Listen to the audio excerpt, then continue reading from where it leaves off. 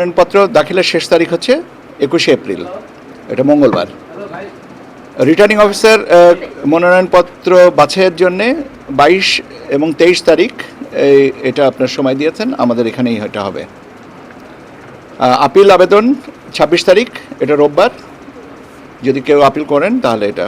Appeal নিষ্পত্তি 27-28 April. আপনারা এটা কপিটা দিয়ে দেবো যাতে আপনাদের জন্য নিতে। প্রার্থিতা প্রত্যাহারের শেষ তারিখ হচ্ছে আপনার 29 এপ্রিল, প্রতীক বরাদ্দ হবে 30 এপ্রিল, আর ভোট গ্রহণ হবে 12ই মে। তো এইভাবে আমরা এই শিডিউলটা তৈরি করেছি, আপনাদেরকে এটা কপি দিয়ে দেওয়া হবে। আর এইটা এই কি বলে নির্বাচন করার জন্যে আমরা আমাদের রিটার্নিং অফিসার এখানে আমাদের সাথে আছেন জনাব মঈনুদ্দিন খান, উনি নির্বাচন ব্যবস্থাপনা 2 অনুবিভাগের দায়িত্বে আছেন, উনি রিটার্নিং অফিসার।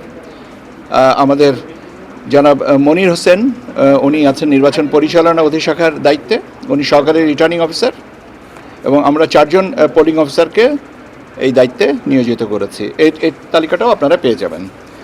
এইটা হচ্ছে আমার এই মুহূর্তের মোটামুটিভাবে। এখন আপনারা আরেকটা প্রশ্ন সেদিন বলেছিলেন, আমি আংশিক আমি বলেছিলাম, আমরা উত্তর দিয়েছিলাম, তারপরে আবার একটু স্পেসিফিক করে বলে দিই।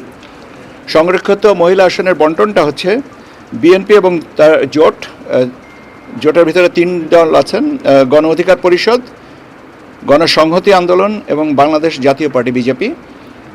এনাদের 36টা আসন, বিএনপি এবং তার জোট হচ্ছে 36টা।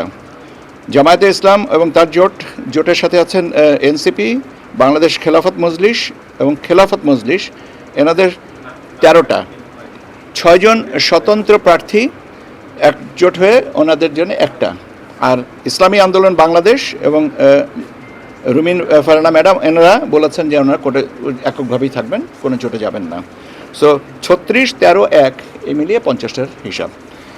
আর আগামীকাল ইনশাল্লাহ আমাদের শেরপুর 3 এবং বগুড়া 6 এই আসনে নির্বাচন হচ্ছে। এখনও পর্যন্ত আমাদের কাছে প্রাপ্ত সংবাদ অনুযায়ী সব ঠিক আছে, এবং একটা আশা করি যে আমরা যে বেঞ্চমার্কটা জাতীয় পর্যায়ের নির্বাচনে আপনাদের সকলের সহযোগিতায় করেছে সেটা থেকে প্লাস হবে।